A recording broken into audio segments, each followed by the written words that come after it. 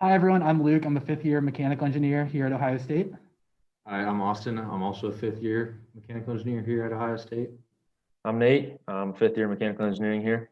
And I'm Joey, and I am also a fifth year at Ohio State. So this is our off-brand Nerf blaster. It's a revolver style blaster gun. And we went through and modeled this from a reverse engineering perspective and are pretty happy with how it turned out. You can kind of see some of the side profiles here. We go ahead and hide the shell and hide our slider. You can see the inner mechanisms of this. It's a 6-shot revolver and everything pretty well lines up, but to see how it's actually assembled, we will go ahead and pull up our assembly video. So when this assembly video was created, just pretty much just made an exploded view, just step by step tearing it apart, and then and then you could record it and it would put it back together. But you can see how a lot of these parts have subsystems where those have to get, like subassemblies that have to get assembled first before they're actually inserted into the blaster. But it's pretty straightforward. You just unscrew all the screws and then take the charging mechanism back, or you take that off and then you take the shell off. And then the inner components just come off with a few screws. And yeah, that's about it. So now we're going to go into some of the complex parts to make for here. So we'll start off with our blaster shell. Yeah, so the blaster shell had most of the complex geometry in it, most of the tough curves and different things that were a little bit more difficult to measure with calipers and other measuring devices. So it was a little bit harder to reverse engineer, but it was found that to utilize the symmetry of the blaster shells, this right side was built and constructed first.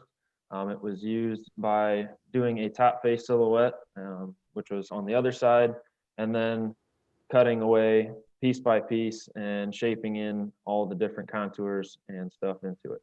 And then the hollow part of the shell was selected, and that was where a lot of the issues were found with the shelling operation. A lot of the small fillets and intersecting lines, the shelling feature doesn't know how to accept.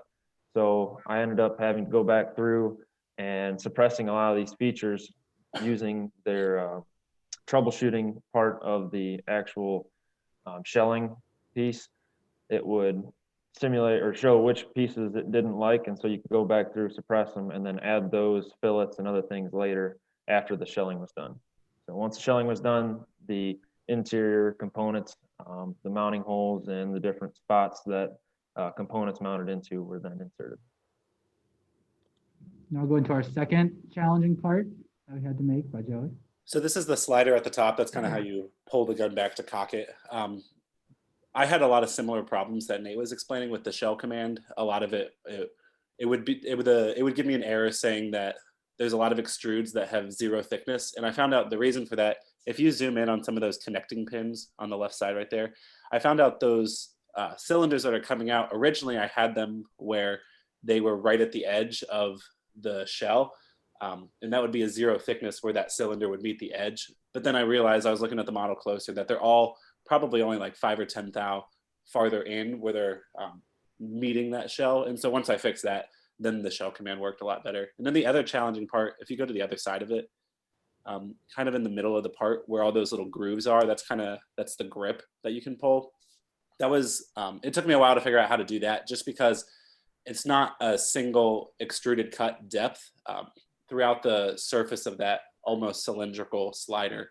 It's a different depth of extruded cut. So the way I solved that problem was I made a sketch of what the extrude should be. I took a depth micrometer and measured different points to kind of get a curve of what the actual extrude depth was. And then I extruded a line, or basically made a curved, not a curved plane, but a curved line through. And then I was able to extrude up to that surface.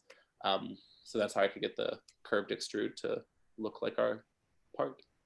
Yeah, and one thing we were really curious on this part that led to our simulation was if we pull this slider back, which would pull our entire air compression, like pneumatic system and pin back, we wanted to know, can an average 12-year-old who can exert about 24 newtons of force give or take with their arms, actually damage this plastic component. So we put a point force right here, or a face force of 24 newtons to try and see if we would pass our yield strength. The yield strength for this is to the 7th power. So you can see the stresses here, definitely concentrated where the main part is we fix our face. And we were content with the design that with this type of ABS plastic material and the stress and forces put on it, there would be no issues with any damages. So with that, this was our design for our 5680 project, and thanks for listening.